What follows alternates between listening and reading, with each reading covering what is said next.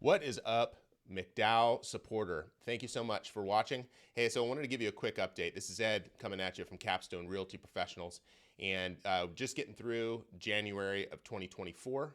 Tomorrow is February 2024, and I wanted to get this update out to you as a lot's happened in this first month that led from things going through in the works last year, and now we're coming into 2024, which looks to be an amazing time for growth and opportunity here on the mile. One thing that's happened, and I don't know if you're aware, but the Phoenix Police Department is under a civil Department of Justice kind of audit, an investigation based on use of practice, how they're, it's an investigation based on, use of force, discrimination, all these different things. So what the Phoenix PD did to get ahead of it, because no findings have been found even after 2.5 years, they're plugging into the community and finding out how they can support us. So from a standpoint of the Miracle Mile, I sat down with the Phoenix PD on a couple different occasions here in the last year, and one of the things that we needed to do was put something together that we could then provide to those that live in the area or to the merchants, and what we can do to make this area safer was kind of the idea. So attached you'll find a video that our very own officer, Ben Harris, put together with us to basically inform us of CPTED, which is crime prevention through environmental design. He gives us a couple of quick tips as to what we can do to better prepare for things and make sure that we're not victims of those types of crimes. Watch the video, let me know what your feedback is. It's going to be the first in a series, so the next ones are going to be coming up. I probably won't be in the next few, but we will be filming them in the same location here on McDowell. Cool. Next, a couple of things that you can do right now that are important. The first thing that I learned at this meeting was there is the authority to arrest list that we have talked about in the past. What this does is it gives the police permission to arrest on your property if there are trespassers.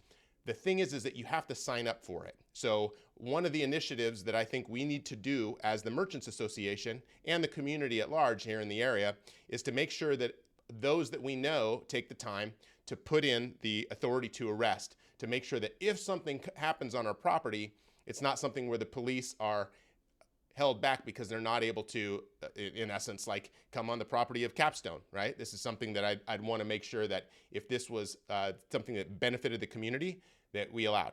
Second, the virtual block watch. I'm putting a link to that as well. So when crime happens in the area, what the virtual block watch does is for those of you that have video cameras set up as at your business, at your place of residence, if the police know what that looks like, they can then come back to you if there was a crime in the area and seek those videos without having to do, honestly, that much gumshoeing to figure out, hey, where did things come from? If they already know the angles of our video cameras, then it's something that they can just reach out to us and say, hey, this has happened in the area. We know that you've got a camera pointing this direction. Can we see that from this time to this time? Awesome. Everybody wins. It's a good situation for the community and also lets others know, hey, this might not be an area that you want to be committing crimes, because we do. For example, Capstone, we've got 10 cameras around our building. If something were to happen, which happens, the Phoenix police come in here, we give them a camera, and more than happy to make sure that we can aid in whatever investigations they have going on.